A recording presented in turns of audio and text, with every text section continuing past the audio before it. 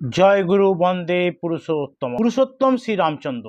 রামচন্দ্রের দণ্ডকারণ্যে প্রবেশ ও বিরাট বধ। রাম মহারণ্য দণ্ডকারণ্যে প্রবেশ করে স্থানে স্থানে তাপসগণের আশ্রম দেখতে পেলেন। এই সব আশ্রমে লক্ষ্মীশ্রী বিরাজমান। সেখানে চিরচর্মধারী ফলমূলহারী মহা তেজস্বী বেদজ্ঞ তাপসগণ বাস করেন। স্থানে স্থানে প্রস্ফুটিত কমল শোভিত সরোবর, কোথাও বা সাধু ফলপূর্ণ ও পুষ্পিত বিবিধ বৃক্ষ। রাম এইসব মনোরম দৃশ্য দেখতে দেখতে চলেছেন। স্থানীয় তপস্বীগণ প্রিয়দর্শন রাম সীতা ও লক্ষ্মণকে দেখে প্রীতমনে এগিয়ে এসে পরিচয়ের আদান প্রদান করতে লাগলেন। তারপর মঙ্গলাচরণ করে রামের প্রদ্যুৎ মন করলেন। তারা রামের এই রূপ লাবণ্য দর্শন করে বিস্মিত হলেন। অনিমেষ নয়নে দেখতে লাগলেন। ওই ভুবনমোহন রূপ থেকে চোখ যেন ফেরানো যায় না। কিছুদূর যাওয়ার পর তারা রামকে এক পর্ণশালায় বসিয়ে ফলমূল জল ও পুষ্প দিয়ে আতিথ্য করলেন এবং তার জন্য একটি গৃহ নির্মাণ করে করজোড়ে বললেন, রাম তুমি ধর্মরক্ষক, শরণ্য ও পূজনীয়, মান্য দণ্ডদাতা গুরু দেবরাজ ইন্দ্রের চতুরাংশভূত নৃপতি, ধর্মানুসারী প্রজাগণের রক্ষণাবেক্ষণ করেন। এই কারণে প্রজারা তার কাছে প্রণত হয় এবং এই কারণে তিনি যাবতীয় উৎকৃষ্ট ভোগ উপভোগ করেন। এখন তুমি নগরেই থাকো আর অরণ্যেই থাকো, তুমি আমাদের রাজা, আমরা তোমার অধিকারে বাস করছি, আমাদের রক্ষা করা তোমার কর্তব্য। আমরা জিতেন্দ্রিয়, কখনো কাউকে নিগ্রহ করি না, ক্রোধকেও সম্যক বশীভূত করে রেখেছি। সুতরাং জননীর গর্ভস্থ শিশুর ন্যায় আমরা সর্বাংশে তোমারই রক্ষণীয়। পরদিন প্রভাতে রাম মুনিগণকে সম্ভাষণ করে সীতা লক্ষ্মণের সঙ্গে আবার যাত্রা করেন। যেতে যেতে যে সব বনাঞ্চলের নানা মৃগ, ব্যাঘ্র, ভল্লুক প্রভৃতি দেখলেন, বহুদূর গিয়ে ছিন্ন ভিন্ন তরুলতা, গুল্ম এবং আবিল জলাশয়, পক্ষীর কলরব, নিরন্তন ঝিল্লিরবময় এই ভীষণ স্থানে উপস্থিত হয়ে একটি বিরাট বিকট এবং বিভৎস দর্শন রাক্ষসকে দেখতে পেলেন। রাক্ষসটি রাম, লক্ষ্মণ এবং সীতাকে দেখতে পেয়ে উত্তন্তের মতো মুখবেদন করে বিকট চিৎকার করতে উঠল। মনুষ্য মাংস লোলুপ রাক্ষসটি তাদের দেখা মাত্র ছুটে এসে সীতাকে বাহু বলে ধরে নিয়ে কিছুটা গিয়ে বলল, ওরে দুর্লভ, তোরা কে? স্ত্রীর সঙ্গে নিয়ে দণ্ডকারণ্যে এসেছিস কেন? তোদের মস্তকে জটা, পরিধানে চিরবাস, হাতে খড়গ এবং ধনু, তোরা তপস্বীর বেশে দুজন এক পত্নী নিয়ে এসেছিস কেন? মুনিবেশ ধরে এই পাপাচার করছিস কেন? এই নারী পরম সুন্দরী, এখন এ আমার ভার্য হবে। আমি নিয়মিত ঋষি মাংস ভক্ষণ করি, এখন আমি তোদের রক্ত পান করব। সীতা এবং ওই দুষ্ট রাক্ষসে আস্ফালন এবং তার বাহুতে আবদ্ধ হয়ে ভয়ে থরথর করতে কাঁপতে লাগলেন। এই দৃশ্য দেখে রাম অত্যন্ত বিষণ্ণ মনে শুষ্ক মুখে লক্ষ্মণকে বললেন, বৎস, দেখ রাজা জনকের কন্যা ও আমার পত্নী রাক্ষস কবলিতা। বৎস, বলতে কি আজ আমি পিতার মৃত্যু ও রাজ্যনাশ অপেক্ষাও জানকীর পর পুরুষ স্পর্শে অধিকতর শোকাকুল হয়েছি। তখন লক্ষ্মণ অত্যন্ত ক্রুদ্ধ হয়ে ঘন ঘন নিঃশ্বাস ত্যাগ করতে করতে বললেন, আর্য, এই চির কিঙ্কর আপনার সহচর, আপনি স্বয়ং সকলের নাথ হয়ে এখন অনাথের মতো শোক করছেন কেন? আমি এই দুষ্ট রাক্ষসকে এখনই বধ করব, আজ পৃথিবী এই রক্তেই পান করবে। রাম প্রশ্ন করলেন, ওই দণ্ডকারণ্যে তুমি যে উৎপাত করে ফিরছিস, বল তুই কে? রাক্ষস বলল, আমি শোনো, আমি জবের পুত্র, আমার জননী শতহন্দ্রা, আমার নাম বিরাট, আমি কঠোর তপবনে মৃত্যুঞ্জয়ী ব্রহ্মশক্তি অর্জন করেছি, আমাকে বধ করা যায় না। এখন তোরা এই সুন্দরী আশা ত্যাগ করে শীঘ্র পালিয়ে যা, তা না হলে আমি তোদের বধ করব। রাম বিরাটের আস্ফালনে অত্যন্ত ক্রুদ্ধ হয়ে বললেন, ওরে নীচ, তোর মতো দুরাচারীকে ধিক, তোর মৃত্যু অনিবার্য, জীবিত থাকতে আমার হাত থেকে তোর মুক্তি নেই। রাম লক্ষ্মণ তাকে শরাঘাত করে সে সীতাকে ছেড়ে দিয়ে ভীষণভাবে রাম লক্ষ্মণকে আক্রমণ করলো, কিন্তু শেষ পর্যন্ত সে রাম লক্ষ্মণের হাতে নিহত হলো। দণ্ডকারণ্যে গভীরে প্রবেশ করলেন। অত্যাচারী রাক্ষস বিরাটকে বিনাশ করে ওই অঞ্চলে আতঙ্কমুক্ত করে রাম সীতা লক্ষ্মণকে সহ বনপথ ধরে দণ্ডকারণ্যে আরো গভীরে যাত্রা করেন। যেতে যেতে রাম লক্ষ্মণকে বললেন, বৎস, এই বন নিতান্ত গহন এবং দুর্গম, আমরা কখনো এমন বনে প্রবেশ করিনি। তারা দ্রুতপদে চলে প্রায় অর্ধযোজন দূরে মহর্ষি শরভঙ্গের আশ্রমে উপস্থিত হলেন এবং অমরপ্রভ রুদ্ধসভা মহর্ষি শরভঙ্গে অভিবাদন করলেন। শরভঙ্গ অতিথিদের সমাদরের আতিথ্য করলেন এবং থাকবার জন্য একটি আলাদা বাসগৃহ ব্যবস্থা করলেন। তারপর মহর্ষি রামকে বললেন, রাম, আমি কঠোর তপস্যা বলে ব্রহ্মলোক অধিকার করেছি, কিন্তু তুমি যে আসবে তা ধ্যানযোগে জানতে পেরে তোমার জন্য প্রিয় অতিথিকে না দেখে সেখানে যায়নি। তুমি অতি ধর্মশীল, তোমাকে দর্শন আতিথ্য করে তৃপ্ত হয়ে তারপর দেবসেবিত ব্রহ্মলোক যাত্রা করব। বৎস, আমি বহুলোক আয়ত্ত করেছি, এখন আমার বাসনা, তুমি সেগুলো গ্রহণ করো। শরভঙ্গের প্রস্তাব শুনে সর্বশাস্ত্রবিদ রাম বললেন, তপোধন, আমি নিজে তপ বলে দিব্য লোক সকলের অর্জন করব। এখন এই বনে আমাদের কোথায় বাসের উপযুক্ত স্থান তা বলে দিন। শরভঙ্গ বললেন, বৎস, এখান থেকে কিছু দূরে ধর্মপরায়ণ মহর্ষি সুতীক্ষ্ণ বাস করেন। তুমি তার কাছে গেলেই তিনিই তোমার যোগ্য বাসস্থান নির্দিষ্ট করে দিতে পারবেন। কুদুম বাহিনী মন্দাকিনীর উজানে কিছু দূর গেলেই সুতীক্ষ্ণের আশ্রম পৌঁছবে পারবে। রাম, অতীত আমি তো তোমার গমন পথে নির্দেশ দিলাম, এখন তুমি কিছু সময় এখানে অপেক্ষা করো। ভুজঙ্গ যেমন জীর্ণ ত্বক ত্যাগ করে, আমিও তেমনি তোমার সমক্ষে আমার এই দেহ বিসর্জন দেব। এই কথা বলা শরভঙ্গ চিতা প্রস্তুত করে তাতে অগ্নি স্থাপন করে মন্ত্রোচ্চারণ করতে করতে অগ্নিতে নিজেকে আহুতি দিলেন। কিছুক্ষণের মধ্যে তার দেহ ভস্মীভূত পরিণত হলো। মহর্ষি শরভঙ্গের ব্রহ্মলোক প্রস্থান করলে অঞ্চলে অন্যান্য ঋষি এবং নিকট উপস্থিত হয়ে বললেন, রাম, যেমন দেবতাগণের ইন্দ্র, তেমনি তুমি ইক্ষ্বাকুলের ও সমগ্র পৃথিবীর প্রধান এবং নাথ। যশ ও বিক্রমে তুমি তিলোখ্যাত। পীতব্রত এবং সত্য তোমাতে বিদ্যমান। সর্বাঙ্গ সম্পূর্ণ ধর্ম তোমাতেই আশ্রয় করে আছে। তুমি ধর্মে মর্মজ্ঞ এবং ধর্মবৎসল। এবং এখন আমরা প্রার্থী হিসাবে কঠোরভাবে তোমাকে যা কিছু বলবো তার জন্য ক্ষমা করো। হে নাথ, যে রাজা ষষ্ঠাঙ্গ কর গ্রহণ করেন অথচ রাজ্যের অধিকারভুক্ত লোকদের পালন করেন না, তার অত্যন্ত অধর্ম হয়। আর যিনি তাদের প্রাণের তুল্য, প্রাণাধিক পুত্রের তুল্য মনে করে বিশেষ যত্নে সর্বদা রক্ষণাবেক্ষণ করেন, ইহকালে তার শাশ্বতী কীর্তি এবং দেহান্ত ব্রহ্মলোক গতিলাভ হয়। মুনিগণ ফলমূল ভোজি থেকে তপস্যার যে পুণ্য সঞ্চয় করেন, ধর্মত প্রজাপালক রাজা তারও এক চতুর্থাংশ লাভ করেন। রাম, তুমি এই বিপ্রবহুল বান প্রস্থগণের নাথ এখন এই রাক্ষসদের হস্তে অনাথের ন্যায় নিহত হচ্ছেন। চলো, এই সব রাক্ষস যে সব তপস্বীকে নানাভাবে বধ করছে, বনের মধ্যে তাদের মৃতদেহ দেখে আসবে। যেসব মুনি পম্পার উপকূলে মন্দাকিনীর তীরে এই চিত্রকূটে বাস করছেন, রাক্ষসরা তাদের উপর অত্যন্ত উৎপীড়ন করছে। এই সব দুরাচার অরণ্যে তাপসগণের উপর যেভাবে ভয়ঙ্কর অত্যাচার আরম্ভ করেছে, আমরা কোনো মতেই তা আর সহ্য করতে পারছি না। তুমি সকলের শরণ নেবার জন্যই আমরা তোমার কাছে এসেছি। রাক্ষসদের হাত থেকে তুমি আমাদের রক্ষা করো। রাম, এই পৃথিবীতে তোমার থেকে শ্রেষ্ঠ আশ্রয় আমাদের আর নেই। তাপসদের কথা শুনে রাম বললেন, তাপসগণ, আপনারা আমাকে এমন করে আর বলবেন না। আমি সর্বদা আপনাদের আজ্ঞাধীন হয়ে আছি। এখন যখন আমাকে পিতৃসত্য পালনের জন্য এই বনে আসতে হয়েছে, তখন রাক্ষসদের দ্বারা আপনাদের প্রতি যে অত্যাচারের প্রতিকার আমি অবশ্যই করব। এরপর আপনারা আমার এবং লক্ষণের বিক্রম প্রত্যক্ষ করুন। আমরা অবশ্যই ঋষিগণকে এই আশ্বাস দিয়ে তাদের সঙ্গে সুতীক্ষ্ণের তপবনে যাত্রা করলেন।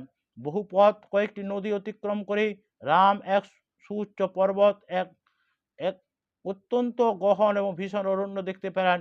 ওই বন অতিক্রম করে তারা সুতীক্ষ্ণের তপবনে পৌঁছলেন। সেখানে রাম মনোলিপ্ত পক্ষ জটাধারী মহর্ষি সুতীক্ষ্ণের কাছে উপস্থিত হয়ে বিনীতভাবে বললেন, ভগবান, আমি রাম আপনার দর্শন কামনায় এখানে এসেছি এবং আপনি মৌনভঙ্গ করে আমার সঙ্গে কথা বলুন। রামকে দেখে সুতীক্ষ্ণ উঠে এসে রামের আলিঙ্গন করে বললেন, বীর, তুমি নির্বিঘ্নে আসতে পেরেছ তো? তোমার আগমনে এই তপবন সনাত হলো। আমি কেবল তোমার প্রতীক্ষাতেই ধরতলে দেহ ধারণ করে আছি। তুমি রাষ্ট্রভ্রষ্ট হয়ে চিরকুটে আছো। আমি তাও শুনেছি বৎস। পুণ্য বলে আমি যে উৎকৃষ্ট লোক সকল অধিকার করেছি, তুমি আমার দেবর্ষি সেবিত সেই সব লোকে জানকী লক্ষণ সহ বিহার করো। রাম বললেন, ভগবান আমি তপোবন নিজে এইসব লোক অধিকার করব, আপনি এই অরণ্যে আমাদের উপযুক্ত একটি বাসস্থান নির্দিষ্ট করে দিন।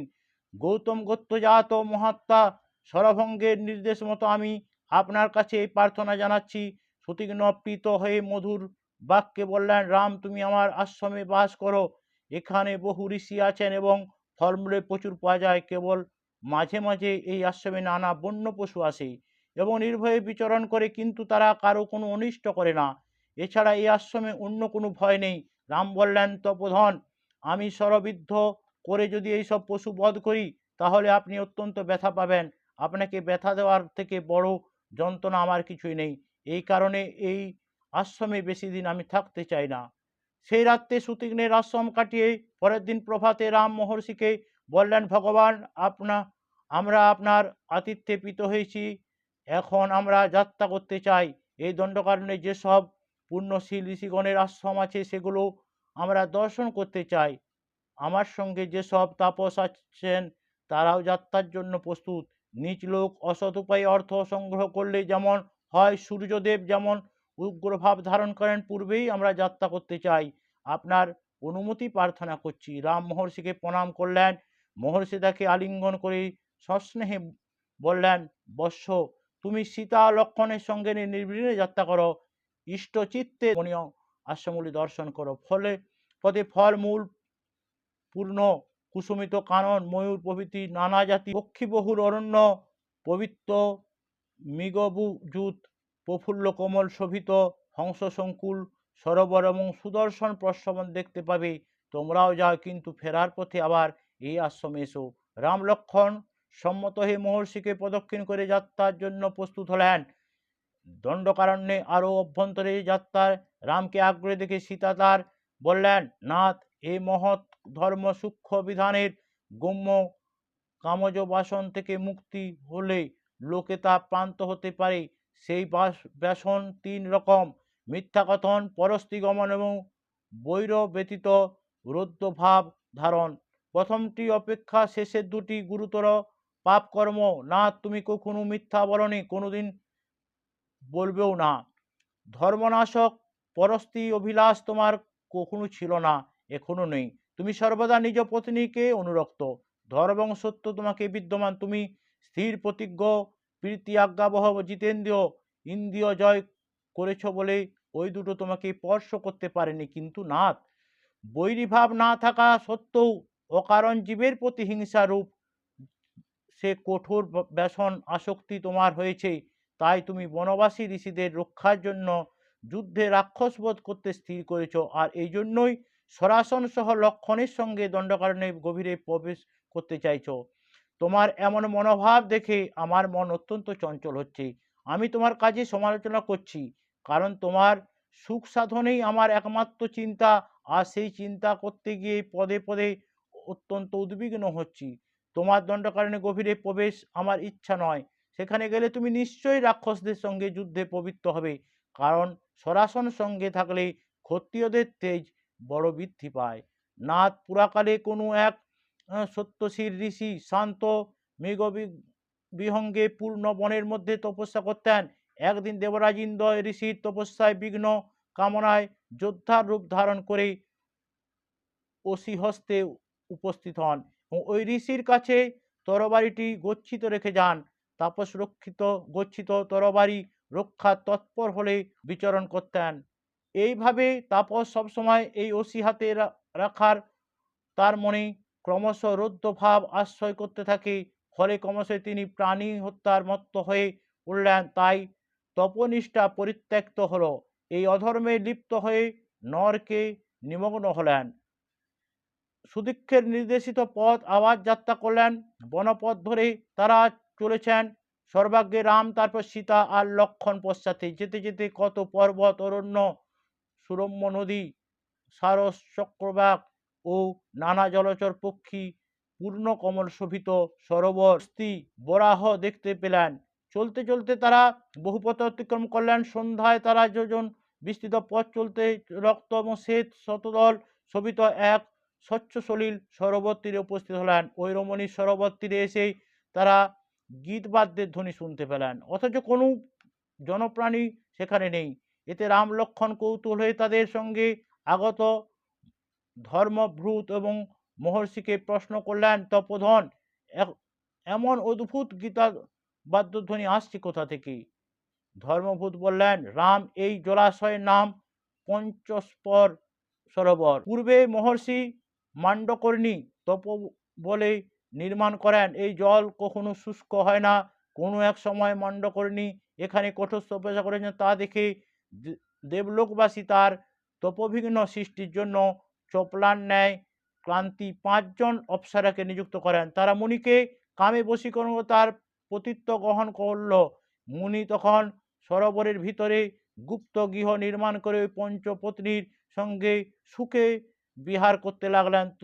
তোমরা যে সঙ্গীত শুনতে পাচ্ছ তা ওই পঞ্চ অপ্সরার।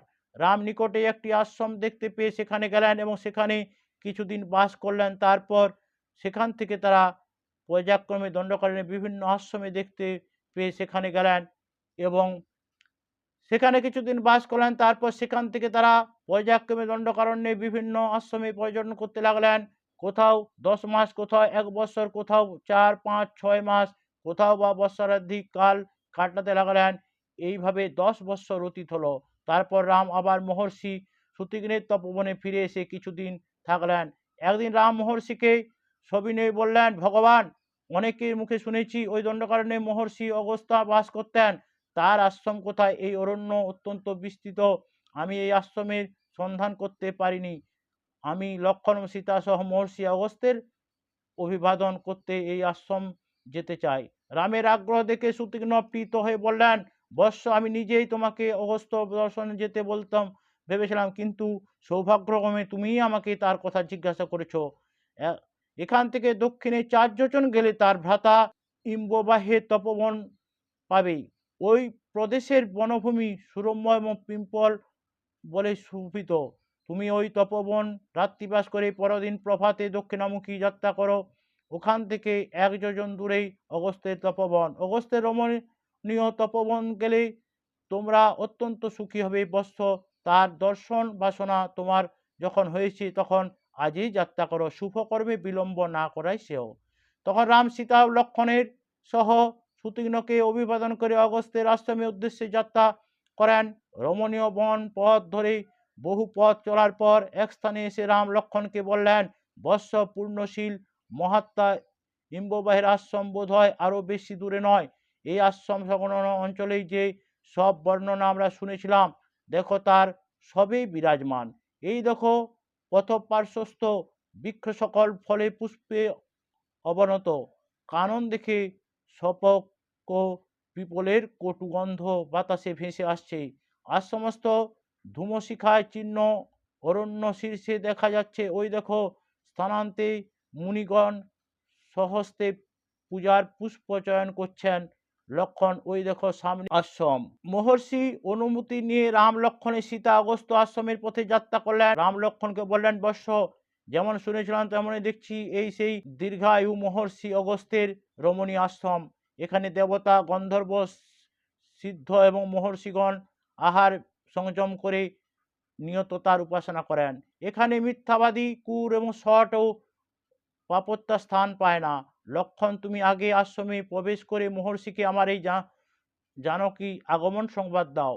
অগস্ত্যের এক শিষ্যকে বললেন, রাজা দশরথের জ্যেষ্ঠ পুত্র মহাবর রাম পত্নী জানকীকে সঙ্গে নিয়ে মহর্ষি দর্শন করতে উপস্থিত হয়েছেন। আমি তার কনিষ্ঠ ভ্রাতা, নাম লক্ষ্মণ। আমরা পিতৃআজ্ঞা পালনে এই বনে এসেছি।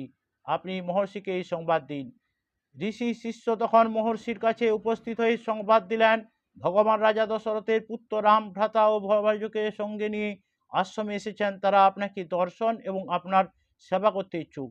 মহর্ষি অগস্ত্য শিষ্যমুখে এই সংবাদ পেয়ে বললেন, আমার ভাগ্য গুণে রাম আজ আমাকে দর্শন করতে এসেছেন। রামের আগমন আমি প্রত্যাশা করছিলাম। তুমি যাও, তাকে ভ্রাতা ও ভার্য সহ পরম সমাদরে আমার কাছে নিয়ে এসো। তুমি সঙ্গে সঙ্গে কেন তাদের আনলে না? শিষ্য তখন দ্রুত লক্ষ্মণের কাছে উপস্থিত হয়ে বললেন, রাম কোথায়? আসুন তিনি স্বয়ং মহর্ষিকে দর্শন করতে প্রবেশ করুন। তখন লক্ষ্মণ এবং শিষ্যকে সঙ্গে নিয়ে সমস্ত উপস্থিত হয়ে রাম এবং সীতাকে দেখিয়ে দিলেন। মুনি মুনি শিষ্য করজোড় রাম ও সীতাকে অভিবাদন করে মহর্ষির কথা বলে সাদরে তপবনে নিয়ে চললেন। রাম সীতা লক্ষ্মণের প্রশান্ত হরিণ পূর্ণ আশ্রম দেখতে চাইলেন। সেখানে প্রজাপতি ব্রহ্মাস্থান, রুদ্রস্থান, ইন্দ্রস্থান, সূর্যের স্থান, সোমস্থান, ভগস্থান, কুবেরের স্থান, ধাতা ও বিধাতা স্থান, বায়ুস্থান, বরুণের স্থান, গায়ত্রী স্থান, বপু স্থান, বাসুকী স্থান, গরুর স্থান, কার্তিকেয় স্থান, ধর্মস্থান প্রভৃতি বিভাগ দেখতে দেখতে এগোতে লাগলেন। এদিকে অগত্যা শিষ্যবর্গ পরিবৃত হয়ে রামকে অভ্যর্থনা জানাতে এগিয়ে আসছিলেন। রাম তপস্বীগণের পুরোভাগে তেজপূর্ণকারে মহর্ষিকে দর্শন করে লক্ষ্মণকে বললেন, বৎস অগস্ত্যদেব আসছেন। আমি তপসিদ্ধ ঋষির গাম্ভীর্যপূর্ণ ব্যক্তিত্ব দেখেই চিনেছি উনি অগস্ত্য। এই কথা বলে রাম মহর্ষিকে অভিবাদন করলেন এবং কৃতাঞ্জলি হে জানকী ও লক্ষ্মণ সহ দণ্ডায়মান হলেন। অগস্ত্যের রামকে আলিঙ্গন করে পদ্ম ও আসন নিয়ে অর্চনা কুশল প্রশ্ন করে বললেন, এসো। পরে একটি অতিথ্যে অর্ঘ্য এবং বানপ্রস্থের বিধি অনুসারে ভোজ্য দান করে উপবিষ্ট হলেন। ধর্মজ্ঞ রামও করজোড় তার কাছে বসলেন। তারপর মহর্ষি বললেন, বৎস, অতিথিকে যথাযোগ্য সৎকার না করলে তাপস কূট সাক্ষীর মতো লোকান্তরে নিজের মাংস নিজেই ভক্ষণ করে তুমি রাজা, ধর্মনিষ্ঠ, মহারথ, পূজ্য ও মান্য, তুমি প্রিয় অতিথি রূপে আমার তপবনে এসেছ। প্রথমে তুমি রামকে প্রচুর ফলমূল ও পুষ্পদান করলেন। তারপর বললেন, বৎস, ইন্দ্র আমার হেমময় হিরণখচিত বিশ্বকর্মা দিব্য বৈষ্ণব ধনু ও ব্রহ্মদণ্ড নামে সূর্যপ্রভ অমোঘ স্বর প্রদান করেছেন। আর এই জ্বলন্ত অগ্নিবৎ বনে পূর্ণ অক্ষর তুলনীয় এবং স্বর্ণকোষ। পূর্বে বিষ্ণু এই সরাসন দ্বারা যুদ্ধে অসুরগণকে সংহার করে প্রদীপ্ত জয়শীলাভ করেন। তখন ইন্দ্র যেমন বজ্র ধারণ করে থাকেন, তেমনি তুমিও এই সব অস্ত্র গ্রহণ করো। এই কথা বলে মহর্ষি সেগুলো রামকে সম্প্রদান করলেন। তারপর মহর্ষি বললেন, রাম, তোমার যে সীতা সহ আমাকে অভিবাদন করতে এসেছ, এতে আমি প্রীত হয়েছি। তুমি কুশলী হও। তোমার পথশ্রমে ক্লান্ত সীতাও এখন বিশ্রাম প্রয়োজন। এই সুকুমারী কখনো কষ্ট সহ্য করেনি, কেবল প্রতিস্নেষে দুঃখপূর্ণ বনে এসেছে। রাম, এখন সীতা যেভাবে আরামে থাকতে পারে তুমি তাও করো। তোমাকে অনুসরণ করে সীতা অতি দুষ্কর কর্মসাধন করেছে। স্ত্রীলোকের চিরাচরিত স্বভাবই হলো সুসম্পন্নে অনুরাগী হওয়া এবং বিপন্নকে পরিত্যাগ করা। ওরা সঙ্গ পরিহার, বিদ্যুতের চাঞ্চল্য, স্নেচ্ছেদনে অস্ত্রের তীক্ষ্ণতা এবং অন্যায় আচরণে বায়ু এবং গরুরের শীঘ্রতা অবলম্বন করে থাকে। কিন্তু তোমার পত্নী সীতা এসব দোষশূন্য এবং দেব সমাজের দেবী অরুন্ধতির ন্যায় প্রতিব্রতায় অগ্রগণ্য হয়েছে। বৎস, তুমি একে লক্ষ্মণকে নিয়ে এখানে বাস করলে ওই স্থানে শোভা বৃদ্ধি পাবে। রাম অগস্ত্যের প্রস্তাব শুনে করজোড়ে বিনীত কণ্ঠে বললেন, ভগবান, আপনি গুরু, যখন আমাদের গুণে তুষ্ট হয়েছেন তখন আমি আমাদের ধন্য এবং অনুগৃহীত মনে। এখন আপনি এই অঞ্চলে এমন একটি স্থান নির্দেশ করে দিন যেখানে বন আছে, জলও সুলভ। আমি সেখানে কুটির নির্মাণ করে কিছুদিন বাস করব। কয়েক মুহূর্ত চিন্তা করে মহর্ষি বললেন, বৎস, এখান থেকে 2 যোজন পরে পঞ্চবটি নামে প্রসিদ্ধ এক রমণীয় বন আছে। সেখানে ফলমূল সুপ্রচুর, জলেরও অভাব নেই, মৃগ পক্ষীরও যথেষ্ট আছে। তুমি সেই বনে গিয়ে কুটির নির্মাণ করে পিতৃ আদেশ পালনের জন্য লক্ষ্মণ সহ সুখে বাস করতে পারবে। বৎস, আমি স্নেহবশে তপবনে তোমার এই বৃত্তান্ত এবং দশরথের মৃত্যু সবেই অবগত আছি। তুমি প্রথমে ওই স্থানে আমার কাছে বাস সংকল্প করে পরে অন্যমত প্রকাশ করছ, তাতেই তোমার মনোভাব আমি বুঝতে পেরেছি এবং সেই জন্য বলছি তুমি পঞ্চবটিতে গমন করো। ওই স্থানে খুব দূর নয়, স্থানটি অত্যন্ত রমণীয় এবং সর্বাংশে প্রশংসনীয়। তুমি ওই পবিত্র নির্জন বনে বাস করে অনায়াসে তাপসদের রাক্ষস অত্যাচার থেকে রক্ষা করতে পারবে।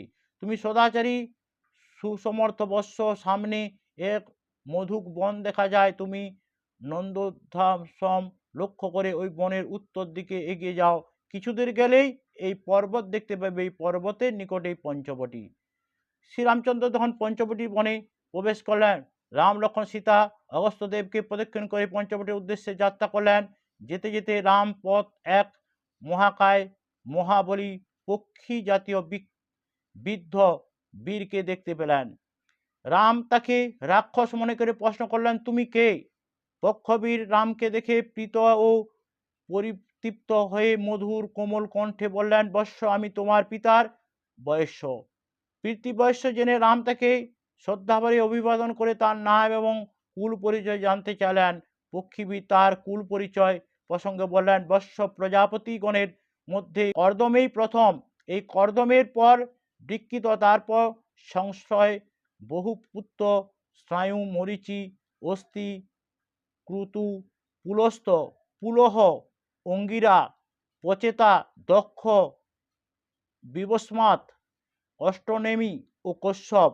প্রজাপতি দক্ষের 60টি যশস্বিনী কন্যা উৎপন্ন হয়। ওই কশ্যপে তাদের 8টি এবং এই 8টি কন্যাকে বিবাহ করেন। তাদের নাম অদিতি, দিতি, ধনু, দনু, কালকা, তাম্রা, ক্রোধবসা, মনু ও অনলা। বিবাহের পর কশ্যপ প্রীত মনে বললেন, পত্নীগণ, তোমরা এখন আমার তুল্য স্ত্রীলোকের প্রজাপতি এবং পুত্র সকল প্রসব করো। কাশ্যপের প্রস্তাবে অদিতি, দিতি, দনু এবং কালকা সম্মত হলেন, অন্যরা হলেন না। তারপর অদিতির গর্ভে অষ্টবসু, দ্বারস্থ, রুদ্র, অশ্বিনী কুমার যুগল প্রভৃতি 33টি দেবতা উৎপন্ন হলেন। আর দিতির গর্ভে দৈত্যগণ জন্মালেন। পূর্বে সকলনা, সাগর বসনা, এই বসুমতী, এই দৈত্যদের অধিকার ছিল। তারপর দনু থেকে অশ্বগ্রীব, কালকা থেকে নর এবং অর্থাৎ তাম্র থেকে কুঞ্চি, ভাসি, সৌনি, ধৃতরাষ্ট্রী, সুকি, ত্রিলোক প্রসিদ্ধ এই 5 কন্যার জন্ম হয়। আবার এই কুঞ্চি থেকে উলুক, ভাসি থেকে ভাস, শনি থেকে শোন এবং গৃন্ধ, ধৃতরাষ্ট্রা থেকে হংস, কলহংস, চক্রবাক এবং সুকি থেকে নতা জন্মে। নতার বিনিতা নামে এক কন্যা জন্মে। বিনতা থেকে গরুর এবং অরুণের জন্ম। আমি সেই অরুণের পুত্র। আমি সেই অরুণের পুত্র, নাম জটায়ু। আমার জননীর নাম শনি এবং অগ্রজের নাম সম্পাতি। রাম, যদি এই তুমি ইচ্ছা করে তাহলে এই বনবাসে আমি তোমার সহায় হতে থাকব। তখন রাম প্রীত মনে জটায়ুকে আলিঙ্গন, অভিবাদন এবং প্রণাম করে তার সঙ্গে তার পিতার মৃত্যুতার ঘটনা শুনলেন। তারপর তিনি জটায়ুর হস্তে সীতার রক্ষাভার অর্পণ করে রাক্ষস বিনাশ করা বনে বিঘ্ন নিবারণের জন্য পঞ্চবটিতে প্রবেশ করলেন। হিংস্র বন্যজন্তু পরিপূর্ণ পঞ্চবটিতে পৌঁছে রাম লক্ষ্মণকে বললেন, বৎস, দেখো, অগস্ত্যদেব নির্দেশিত এই যে পুষ্পিত কানন পঞ্চবটি, তুমি সেখানে আশ্রম প্রস্তুত করার উপযুক্ত একটি স্থান নির্বাচন করো। আর স্থান নির্বাচন করো যা সীতা যেন মনোমত হয়, আমাদের সব দিক দিয়ে আরাম হয়, স্বচ্ছ জলাশয় যেন কাছে থাকে, প্রাকৃতিক দৃশ্য যেন মনোরম হয়। বৎস, স্থান নির্বাচনে তুমিই সুনিপুণ। লক্ষ্মণ বললেন, আর্য, আমি আপনার কিঙ্কর, আপনি স্থান নির্বাচন করে দিন, আমি আশ্রম নির্মাণে তৎপর হই। তখন রাম চারিদিকে একটু দেখে নিয়ে একটি স্থান নির্বাচন করে লক্ষ্মণের কাছে গিয়ে তার হাত ধরে বললেন, বৎস, এইখানটা প্রচুর পুষ্প বৃক্ষ আছে, স্থানটি সমতল ও সুন্দর। তুমি এখানে কুটির নির্মাণ করো এবং অদূরে রমণীয় সরোবর, গোদাবরী নদীও কাছেই, পক্ষীরাজ গরুরও কাছাকাছি থাকেন। লক্ষ্মণ মৃত্তিকার দ্বারা ভিত্তি প্রস্তুত করে বাঁশ, সমীশাখা, কুশ, কাশ, সর দ্বারা একটি সুন্দর প্রশান্ত পর্ণশালা নির্মাণ করলেন। তারপর গোদাবরীতে গিয়ে স্নান সেরে ফিরবার পথে বন ফুল পুষ্প সংগ্রহ করে কুটিরে ফিরে এলেন। রাম বললেন, বৎস, প্রীত হলাম তুমি অতি সুন্দর কাজ করেছ। তুমি ধর্মজ্ঞ, কৃতজ্ঞ এবং পিতার যোগ্য পুত্র। কিছুদিন পঞ্চবটিতে বাস করার পর শরৎ শেষে হেমন্তকাল উপস্থিত হলো। এই সময় একদিন প্রভাতে রাম, লক্ষ্মণ, সীতা সহ গোদাবরীতে স্নান করতে চলেছেন। লক্ষ্মণ বলছেন, আর্য, যে ঋতু আপনার প্রিয়, এখানে সেই ঋতু উপস্থিত। রাবণ ভগ্নী শূর্পণখার নাসাকর্ণ ছেদন। পঞ্চবটী কুটিরে একদিন রাম সীতার সঙ্গে বসে লক্ষ্মণের সঙ্গে নানা কথা বলছেন। এমন সময় রাক্ষসরাজ রাবণের ভগ্নী শূর্পণখা ইতস্তত ঘুরতে ঘুরতে রামের কুটিরস্থ উপস্থিত হলেন। শূর্পণখা শ্রীরামচন্দ্রের রূপে মুগ্ধ হলো, কামে মোহিত হলো। শূর্পণখা রামকে প্রশ্ন করলো, তোমার সঙ্গে স্বর এবং সরাসন মস্তকে জটা, তুমি কে? আর কেনই বা তাপস বেশে এই রাক্ষস অধিকৃত দেশে ভার্যার সঙ্গে এসেছ? রাম অকপটে উত্তর দিলেন, দেব বিক্রম দশরথ নামে এক রাজা ছিলেন। আমি তার জ্যেষ্ঠ পুত্র, আমার নাম রাম। লক্ষ্মণ নামে আমার কনিষ্ঠ ভ্রাতা, আর এই আমার ভার্যা নাম জানকী। আমি পিতার সত্য রক্ষা জন্য বনবাসী এসে এখানে বাস করছি। এখন বলো, তুমি কে? কার কন্যা তুমি? কোন বংশেই বা তোমার জন্ম? তোমার রূপ দেখে মনে হচ্ছে তুমি কোন রাক্ষসী। তুমি কেনই বা এখানে এসেছো বলো? কামার্তা শূর্পণখা বলল, আমি কামরূপিণী রাক্ষসী, নাম শূর্পণখা। এই বনে সকলে ত্রাস সৃষ্টি করে একা একা বিচরণ করি। আমি রাক্ষসরাজ রাবণের ভগ্নী, এই অঞ্চলের শাসনকর্তা। খবর আমার ভ্রাতা রাম, তুমি পুরুষ সুন্দর। আমি তোমাকে দেখা মাত্র কামে মোহিত হয়েছি। তোমার প্রভাব অতি চমৎকার। আমি অপ্রতিহত গতিতে সকল স্থানে গমনাগমন করতে পারি। তুমি চিরদিনের জন্য আমার ভর্তা হও। সীতাকে নিয়ে তোমার কি হবে? সীতা বিকৃতা এবং বিরূপ, কোনো অংশে তোমার যোগ্য নয়। আমি তোমার উপযুক্ত। আমাকে তুমি ভার্যারূপে দর্শন এবং গ্রহণ করো। আমি লক্ষ্মণ এবং সীতাকে ভক্ষণ করব। তারপর তুমি আর আমি স্বাধীনভাবে সমস্ত দণ্ডকারণ্যে বিচরণ করব। কামমোহিত শূর্পণখার কথা শুনেই রাম পরিহাস করে বললেন, ভদ্রে, আমি পত্নী গ্রহণ করেছি। এই আমার কনিষ্ঠ ভ্রাতা লক্ষ্মণের প্রিয় দর্শন। এখনো পর্যন্ত উনি দ্বার গ্রহণ করেননি। দাম্পত্য সুখে কি তা উনি কিছুই এখনো জানতে পারেননি। এখন ওর দ্বার গ্রহণের বাসনা হয়েছে। তোমার যা রূপ, তাতে এই যুবকেই তোমার যোগ্য হবে। অতএব হে বিশাল লোচনা, তুমি লক্ষ্মণকেই তোমার ভর্তৃত্ব গ্রহণ করো এবং পত্নী হলে তোমার স্বপত্নীকে ভয় থাকবে না। রামের কথা শুনেই শূর্পণখা রামকে ত্যাগ করে লক্ষ্মণের কাছে গিয়ে বলল, তোমার যা রূপ, তাতে আমিই তোমার উপযুক্ত। আমাকে তুমি পত্নী রূপে গ্রহণ করো, তাহলে তুমি আমার সঙ্গে সমস্ত দণ্ডকারণ্যে পরিভ্রমণ করতে পারবে। লক্ষ্মণে হাসি মুখে বললেন, দেখো, আমি দাস। আমার ভার্যা হয়ে তুমি কেন দাসী ভাবে থাকবে? আমি আর্য রামের অধীন। রাম সুসম্পন্ন। তুমি তুমি ওর কনিষ্ঠ পত্নী হও, তাহলে তুমি পূর্ণকাম হয়ে পরম সুখে থাকবে। ভীষণ দর্শনা শূর্পণখা পরিহাস বুঝতে না পেরে সে লক্ষ্মণের কথাতেই সত্য মেনে নিয়ে কামমোহে রামকে বলল, তুমি যে বিরূপা, অসতী, ঘোরাকৃতি কিশোরী বৃদ্ধাকে পরিত্যাগ করে আমাকে সমাদর করছো না। অতএব আমি আজ তোমার সামনে একে ভক্ষণ করব এবং সপত্নী শূন্য করে পরম সুখে তোমার সঙ্গে বাস করবে। এই কথা বলে সে ভীষণ রূপ ধারণ করে সীতার দিকে ধাবিত হলো। সীতা ভয়ে কাঁপতে লাগলেন। তখন রাম ক্রুদ্ধ হয়ে লক্ষ্মণকে বললেন, বৎস, এই শ্রেণীর ইত স্ত্রীলোকের সঙ্গে আর পরিহাস করা ঠিক নয়। তুমি শীঘ্র এই বিকৃতা উন্মুক্তা অসতীকে বিরূপ করে দাও। লক্ষ্মণ তখন ক্রুদ্ধ হয়ে রামের সামনে খড়গ দ্বারা শূর্পণখার নাক কর্ণ ছেদন করলেন। তখন সেই ঘোর দর্শনা রাক্ষসী রক্তাক্ত দেহে ঘোর রবে রোদন করতে করতে দ্রুত পলায়ন করলো এবং তর্জন গর্জন করতে করতে ছুটে চলে গেল। স্থানে শাসনকর্তা লঙ্কাধিপতি রাবণ এবং শূর্পণখার ভ্রাতা খর তার রাক্ষস আমাতা এবং বন্ধু পরিবেষ্টিত হয়ে বসে আছে। এমন সময় নাসাকর্ণহীন ভগ্নী শূর্পণখা রক্তাক্ষ কলরবে ছুটে এসে তার সামনে ভুলুণ্ঠিতা হয়ে চিৎকার করে কাঁদতে লাগলো। ভগ্নী রামন দুর্দশা থেকে উগ্রতে যা খর উত্তেজিত হয়ে প্রশ্ন করল, ভগিনী ওঠো, কি হয়েছে বলো, মোহ এবং ভয় শূন্য হয়ে বলো, কে তোমাকে এমন কুরূপা করেছে যে আজ এ কাজ করেছে, তার মৃত্যু অবধারিত, বলো তুমি আজ কোথায় গিয়েছিলে, আর কেই বা তোমাকে এই নির্যাতন করে আজ চরম সর্বনাশ আলিঙ্গন করেছে। দেব গন্ধর্ব ভূত ঋষিগণের মধ্যে কে এমন বলবান আছে যে তোমাকে এমন বিরূপা করেছে? তিলক তো এমন কাউকে দেখি না যে এমন কাজ করতে সাহস